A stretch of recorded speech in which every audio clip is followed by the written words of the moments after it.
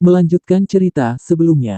Setelah berjalan keluar dari tempat 1000 obat, Xiaoyan mengangkat kepalanya dan menatap langit yang agak gelap. Dia menghela nafas panjang.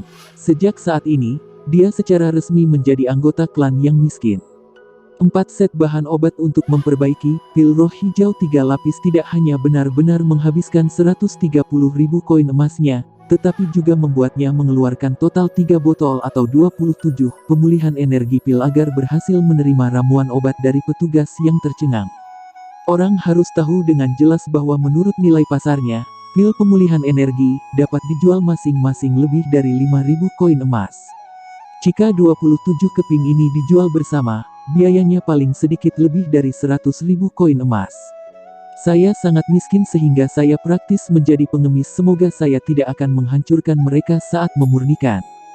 Jika tidak, saya takut saya harus mengeluarkan Amethyst Lion Beard Essence untuk dijual. Xiaoyan tertawa getir.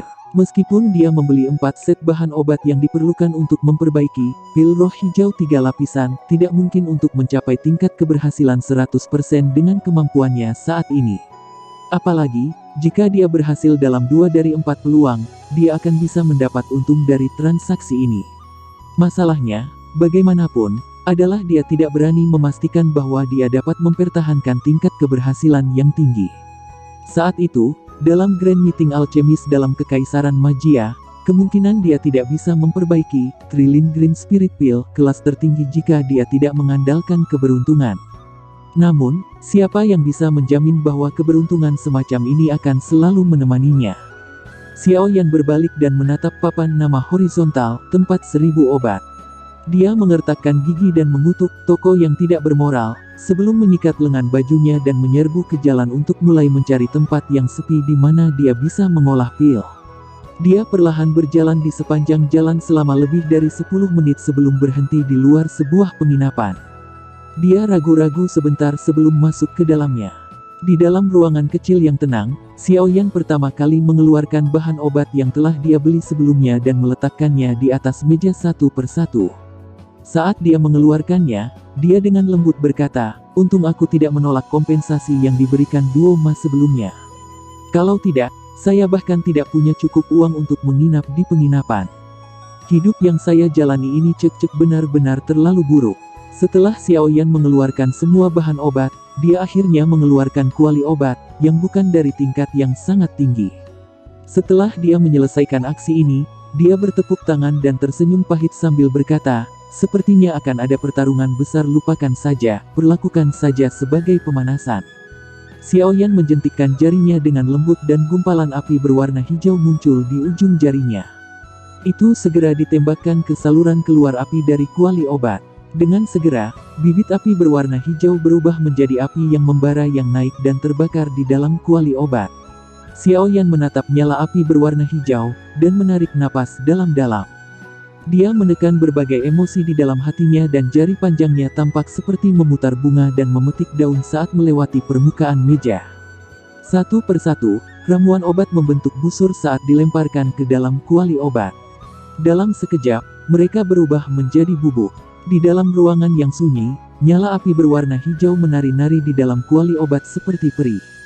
Percikan api yang dipantulkan dari dinding membuat gerakan mengancam dan tampak sangat mengesankan. Bahan obat dilemparkan ke dalam kuali obat satu persatu. Berbagai bubuk obat berwarna berbeda perlahan menggumpal, dan akhirnya mulai menunjukkan tren penggabungan di bawah nyala api. 1 jam kemudian, mata Xiaoyan menatap tajam ke bentuk embrio pil obat yang sebagian terlihat di dalam kuali obat. Dia mengeluarkan danwan berwarna ungu dari dalam cincin penyimpanan dan dengan cepat memasukkannya ke dalam mulutnya. Dia mengunyah sedikit dan segel di tangannya tiba-tiba berubah. Di dalam kuali obat, orang bisa melihat api berwarna hijau itu langsung mundur. Pada saat yang sama, Xiaoyan membuka mulutnya, dan menyemburkan api berwarna ungu yang menyerbu ke dalam kuali obat. Api ungu baru saja memasuki kuali obat saat ekspresi Xiaoyan berubah sedikit. Suara lembut dan teredam segera terdengar dan tumpukan jelaga berwarna hitam meluncur keluar dari dasar kuali obat. Gagal. Xiaoyan tanpa daya menggelengkan kepalanya saat dia mengamati tumpukan abu berwarna hitam. Anda terlalu cemas saat pil obat bergabung. Anda juga tidak sabar selama pergantian nyala api. Jika Anda memurnikan obat sedemikian rupa, peluang keberhasilan Anda bahkan tidak akan 20 atau 30%. Suara samar Yao Lao terdengar di dalam hati Xiao Yan. Dia langsung ke titik ketika dia menunjukkan kesalahan yang dilakukan Xiao Yan saat memperbaiki sebelumnya. Xiao Yan diam-diam menganggukkan kepalanya. Dia tidak menemukan kata-kata untuk menjelaskan dirinya sendiri. Sebagai gantinya, dia diam-diam berdiri di depan kuali obat selama 2 menit dan menghirup udara dalam-dalam. Emosi dari kegagalannya sebelumnya secara instan dan sepenuhnya dikeluarkan dari pikirannya. Wajahnya tidak menunjukkan suka atau duka. Dia melambaikan tangannya dan gumpalan api berwarna hijau ditembakkan ke kuali obat. Pikiran Xiao Yan tenang. Api berwarna hijau menari-nari di dalam mata hitam pekatnya. Tangannya yang panjang perlahan menjauh dari permukaan meja sebelum membuat gerakan tiba-tiba. Seketika, ramuan obat sekali lagi disapu ke dalam kuali obat. Pemurnian berlanjut dengan tenang di dalam ruangan kecil yang sunyi. Setelah hampir 1 jam berlalu, mata Xiao Yan yang agak menyipit tiba-tiba melebar. Segel di tangannya seperti kupu-kupu menari, yang cerah dan indah. Dia melebarkan mulutnya tiba-tiba dan api ungu melesat ke kuali sementara nyala api hijau diam-diam menghilang. Pil obat berbentuk bulat berwarna hijau pucat digulung dan diputar di atas api ungu di dalam kuali obat. Garis-garis berwarna ungu dan hijau yang indah perlahan muncul di permukaan pil obat. Xiao Yan menyeka keringat dingin dari dahinya dan menghela nafas panjang. Dia tidak mengambil risiko lain, dan memanggil Bone Chilling Flame milik Yao Lao. Meskipun dia akan dapat menyebabkan pil roh hijau benar-benar memiliki 3 baris jika dia ingin berhasil dan meningkatkan nilainya secara signifikan, saat ini dia tidak berani menjamin bahwa penambahan baris terakhir akan berhasil dalam satu upaya seperti itu, miliki di Grand Meeting Alchemist. Nasibnya saat ini bergantung pada pil Green Spirit 2 baris ini. Jika dia tidak berhati-hati dan merusaknya, itu akan membuat seseorang tidak bisa berkata-kata. Dengan nilai dari pil jiwa hijau 2 lapisan, itu mungkin bisa dilelang dengan harga sekitar 400.000. Tri-line Green Spirit Pill, di sisi lain, dapat mencapai harga tinggi sekitar 600.000. Perbedaan di antara mereka hampir 2 kali lipat. Suara tersenyum Yao Lao, yang membawa sedikit godaan, terdengar. 400.000 dapat membantu memulihkan modal saya. Sudut mata Xiao Yan berkedut saat dia dengan paksa mengendalikan godaan.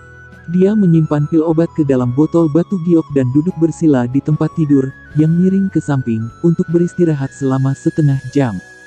Setelah itu, dia berdiri sekali lagi, pindah ke sisi meja dan mulai melanjutkan pemurnian.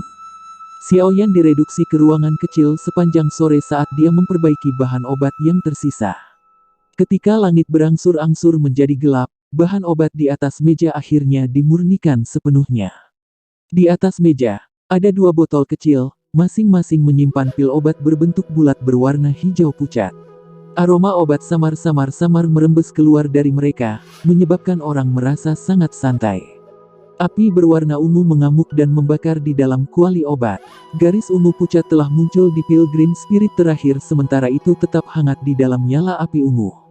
Dari 4 set bahan obat, dia mungkin bisa berhasil memperbaiki 3 pil roh hijau 2 lapisan. Tingkat keberhasilan ini sudah sangat tinggi sehingga akan mengejutkan. Tentu saja, jika bukan karena Yao Lao yang sangat berpengalaman yang menginstruksikan dari belakang dan efek api surgawi, kemungkinan Xiao Yan tidak akan dapat mencapai tingkat keberhasilan ini yang akan menyebabkan orang iri terlepas dari apapun, berapa banyak bakat yang mereka miliki dalam memurnikan kedokteran. Api berwarna ungu perlahan melompat ke dalam mata hitam Xiao Yan yang gelap. Muridnya menatap langsung ke pil roh hijau, yang secara bertahap menyelesaikan tahap hangat dan bergizi. Dia menjilat bibirnya dengan lembut saat sudut matanya melirik 2 pil roh hijau 2 lapisan di atas meja. Tiba-tiba, pupil hitamnya yang gelap menjadi sedikit lebih panas. Aku tahu bahwa pada akhirnya, kamu masih akan kehilangan kesabaran dan berencana untuk menyempurnakan pil roh hijau 3 lapis. Yao Lao tampaknya tahu dengan jelas apa yang dipikirkan Xiao Yan saat tawa mengejeknya bergema di dalam hati Xiao Yan. Hihi, bagaimanapun, saya sudah memperbaiki 2 pil roh hijau 2 lapisan. Bahkan jika yang ini gagal, saya masih akan mendapat untung. Seseorang harus mengambil risiko untuk membuat hidupnya lebih menyenangkan, bukan? Xiao Yan membuka mulutnya dan tersenyum. Jarinya dengan lembut mengetuk cincin hitam dan gumpalan bibit api berwarna putih yang tebal perlahan naik. Ketika api tebal berwarna putih muncul, suhu ruangan kecil yang semula hangat turun drastis. Ekspresi Xiao Yan perlahan menjadi serius. Kekuatan spiritualnya membungkus api berwarna putih dan dengan hati-hati melemparkannya ke dalam kuali obat. Api berwarna ungu di dalamnya diusir oleh kekuatan spiritual lain, dan ditarik dari kuali obat sebelum menghilang dengan tenang. Api berwarna putih masuk tepat saat api berwarna ungu ditarik. Kontrol yang diperlukan untuk mengoperasikan keduanya pada saat yang sama dipegang oleh Xiao Yan, yang kekuatan spiritualnya sepenuhnya terfokus, tanpa kesalahan apapun. Bahkan Yao Lao mengeluarkan suara, yang lembut. Ketika api berwarna putih memasuki kuali obat benar-benar bergetar lembut beberapa kali di bawah penurunan suhu yang tiba-tiba. Garis retakan kecil perlahan meluas. Mengubah antara dingin dan panas benar-benar menyebabkan kerusakan besar pada daya tahan kuali. Lain kali saya perlu mendapatkan kuali obat yang lebih baik jika saya punya waktu. Jika tidak, saya akan gelisah setiap kali saya memperbaiki obat di masa depan. Sudut mata Xiao Yan melirik garis retakan kecil saat dia menghela nafas dan menggelengkan kepalanya. Namun, ekspresinya tidak terlalu pucat saat ini. Di bawah prasyarat untuk mengendalikan nyala api dengan benar, kuali obat ini masih bisa mendukungnya sampai pil obat benar-benar dimurnikan. Api putih yang tebal itu seperti ular putih kecil di dalam kuali obat yang menyelimuti pil obat. Gumpalan dengan suhu aneh yang dipisahkan oleh celah perlahan merembes ke dalam pil obat. Setelah itu, pil lain kecil berwarna putih mulai muncul secara bertahap di atas pil obat. Yah, kontrol nyala api kali ini jauh lebih baik dari sebelumnya. Yao Lao mengangguk dan memuji ketika dia melihat tindakan kecil dari api berwarna putih. Wajah Xiao Yan benar-benar serius saat ini. Keringat dingin berulang kali menetes dari keningnya. Tidak peduli bagaimana orang mengatakannya, Bone Chilling Flame adalah nyala api yang bukan miliknya. Oleh karena itu, sangat melelahkan untuk mencoba mengendalikannya. Hal ini mengakibatkan saat ini dia tidak berani sembarangan membalas Yao Lao. Dia takut jika dia sedikit terganggu, suhu nyala api tiba-tiba akan naik sedikit dan menyebabkan pil roh hijau ini benar-benar hancur. Tahap pemanasan dan nutrisi terakhir berlanjut selama hampir setengah jam. Ketika dia melihat bahwa pil lain berwarna putih pada pil obat hijau pucat telah merayap sampai selesai lingkaran penuh, Xiao Yan akhirnya menghela nafas lega. Sebuah pikiran melintas di benaknya dan nyala api berwarna putih, yang dibungkus oleh kekuatan spiritual, dengan cepat ditarik keluar dari saluran keluar api. Dia memberi isyarat dengan tangannya dan nyala api sekali lagi menyusut kembali menjadi cincin hitam yang gelap. Xiao Yan membalik tangannya dan sebuah botol giok muncul. Pil obat hijau zamrud ditembakkan dari kuali obat dan akhirnya berhenti, digantung di depan Xiao Yan, sebelum dia menyimpannya di botol giok sambil tersenyum. 2 pil roh hijau 2 baris dan 1 pil roh hijau 3 baris. Ini adalah uang awal saya untuk menjadi kaya. Xiao Yan menyeka keringat dingin yang menumpuk di dahinya. Dia mengamati 3 botol giok. Hasil yang melimpah menyingkirkan sebagian besar kelelahan yang memenuhi pikirannya. Setelah memasuki Black Corner Region, dia akhirnya tahu betapa singkatnya uangnya. Memperbaiki pil ungu pemulihan spiritual membutuhkan sejumlah besar uang. Memperbaiki apa yang disebut pil roh tanah juga membutuhkan banyak uang. Jumlah dari semua kewajiban ini benar-benar menyebabkan Xiao Yan merasa kepalanya membengkak. Retak. Saat Xiao Yan menyimpan botol giok ke dalam cincin penyimpanannya, suara lembut tiba-tiba terdengar dari depannya. Xiao Yan mengangkat kepalanya untuk melihatnya. Garis retakan pada kuali obat berangsur-angsur menjadi lebih besar sampai kuali itu akhirnya hancur berantakan dengan suara yang jelas, berubah menjadi pecahan yang tersebar di seluruh meja. Xiao Yan agak tidak bisa berkata-kata saat dia melihat kuali obat yang rusak. Dia tersenyum pahit dan berkata, ada juga uang yang dibutuhkan untuk membeli kuali obat lagi. Untuk saat ini, aku harus pergi ke rumah lelang dulu. Xiao Yan berdiri di ujung jalan di mana lalu lintas manusia bergolak.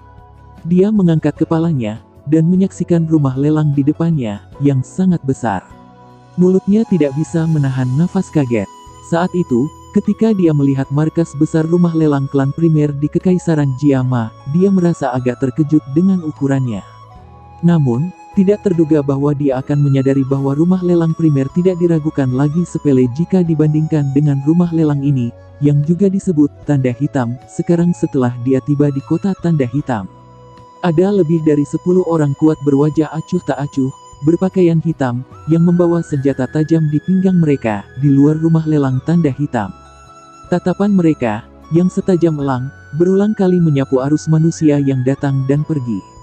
Dari kehadiran samar yang merembes keluar dari tubuh orang-orang ini, 5 dari mereka sebenarnya adalah kelas Doshi, sedangkan sisanya berada di sekitar puncak tingkat Doze.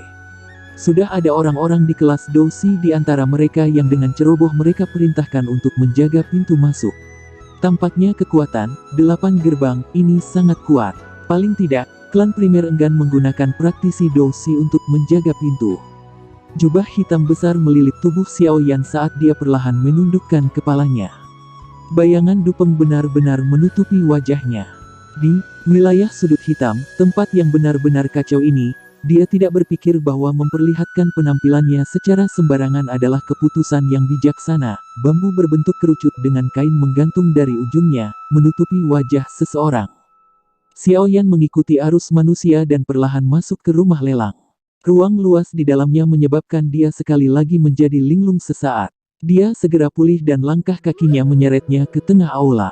Sebuah layar besar digantung di sekeliling dalam rumah lelang ini, menelusuri sejumlah barang yang tak terhitung jumlahnya, yang dijual dalam pelelangan ini. Xiaoyan dengan kasar meliriknya, tetapi tidak menemukan sesuatu yang sangat langka. Kemungkinan barang-barang khusus ini digunakan sebagai benda yang akan mendominasi pelelangan dan tidak ditampilkan untuk menjaga kerahasiaannya. Tentu saja, beberapa faksi, yang cukup kuat, secara alami dapat menggunakan saluran lain untuk menanyakan tentang harta karun yang akan mendominasi pelelangan. Tatapan Xiaoyan menyapu sekelilingnya sebelum akhirnya berhenti di pintu menuju ruangan untuk memeriksa harta karun. Dia ragu-ragu sedikit sebelum perlahan masuk ke dalamnya. Saat tubuh Xiaoyan memasuki pintu yang disebut ruang pemeriksaan harta karun ini, dia agak tercengang menyadari bahwa ruangan yang agak besar ini dengan rapi dibagi menjadi lebih dari 100 ruang rahasia yang lebih kecil. Itu sepertinya tindakan pencegahan yang dirancang untuk mencegah harta karun itu terungkap. Xiaoyan baru saja masuk ke ruang pemeriksaan harta karun ini ketika seorang pelayan wanita berpakaian seksi berjalan ke depan. Suara femininnya melepaskan perasaan yang mempesona. "Tuan ini, apakah Anda di sini untuk memeriksa harta karun atau Anda di sini untuk melakukan evaluasi harga untuk memfasilitasi pelelangan?" Yang terakhir, Xiaoyan sengaja menekan suaranya sampai terdengar agak serak. "Silakan ikuti saya." Pelayan wanita tersenyum mempesona dan berbalik. Pinggangnya yang seperti ular air bergoyang dan membentuk busur yang sangat memikat. Jika seseorang melihatnya terlalu lama, itu sebenarnya akan menyebabkan nyala api yang jahat naik di perut bagian bawah seseorang. Tampaknya para pelayan wanita di sini telah menjalani pelatihan khusus tentang bagaimana meningkatkan daya tarik mereka hingga batasnya di mata pria. Tatapan Xiaoyan tergantung dalam bayang-bayang Dupeng. Dia mengabaikan tubuh menggoda pelayan wanita itu. Di wilayah sudut hitam, yang merupakan tempat yang sangat kacau, bahkan seorang wanita yang tidak memiliki kekuatan untuk mengikat ayam juga dapat menyebabkan seseorang menerima kejutan besar. Karena itu, Xiaoyan tidak berani memikirkan untuk berinteraksi dengan wanita di sini. Xiaoyan mengikuti di belakang wanita itu dan berjalan puluhan meter sebelum yang terakhir akhirnya berhenti di depan sebuah ruang rahasia kecil. Dia dengan hormat membungkuk kepada Xiaoyan dan tersenyum sambil berkata, "Tuan, Anda dapat menyerahkan hal-hal yang ingin Anda lelang ke dalam Grandmaster untuk mengevaluasi dan memverifikasi. Setelah itu, Anda akan mendapatkan kursi dengan nilai yang berbeda di pameran lelang tergantung pada seberapa berharganya barang yang Anda coba lelang." Xiaoyan mengangguk. Dia dengan lembut membuka pintu kayu berwarna hitam dan berjalan masuk. Setelah itu, dia menutup pintu dengan halus. Cahaya di kamar kecil itu terang benderang. Seorang lelaki tua, yang rambutnya agak putih, menggunakan tatapan tajamnya untuk memeriksa Xiaoyan. Karena yang terakhir seluruhnya ditutupi jubah hitam, dia kesulitan melihat sesuatu yang menarik. "Silahkan duduk." Orang tua itu dengan sembarangan menunjuk kursi di depannya. Dia selesai mengatur beberapa alat yang diperlukan untuk memeriksa barang yang akan dilelang sebelum menundukkan kepalanya dan berkata dengan lemah, "Keluarkan barang yang ingin kamu lelang." Xiao Yan tetap diam. Dia tidak berbicara saat dia melambaikan tangannya dan 3 botol giok kecil muncul di atas meja. Pil obat. Orang tua itu sedikit tercengang saat mendengar suara botol giok bertabrakan dengan permukaan meja. Tatapannya berhenti pada masing-masing dari 3 botol giok kecil dan kilatan aneh melintas di matanya. Dia mengenakan sepasang sarung tangan tipis dan transparan dan dengan hati-hati mengambil botol giok dan memberi tip pada botol giok sampai pil obat berbentuk bola berwarna hijau pucat meluncur ke telapak tangannya. Dia meletakkannya di bawah hidungnya dan mengendus, sementara pandangannya berhenti pada garis pil hijau dan ungu di pil. Dia merenung sejenak sebelum ekspresinya berubah sedikit. Dengan suara terkejut, dia berkata, "Ini adalah pil jiwa hijau 2 lapisan." Xiao Yan mengangguk sedikit. Suaranya masih parau. "Karena Anda telah mendengar tentang pil jiwa hijau 2 lapisan, saya pikir Anda juga harus mengetahui efeknya.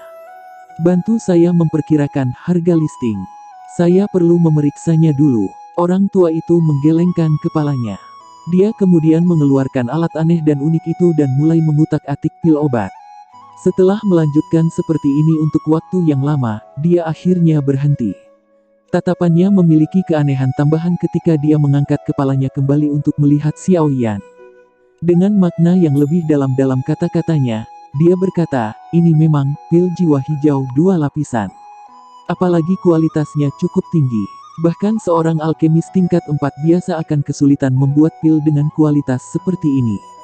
Menurut metode yang digunakan, Black Corner Regent, untuk memperkirakan harga dasar untuk pil jiwa hijau berjajar 2 ini harus sekitar 300.000 emas.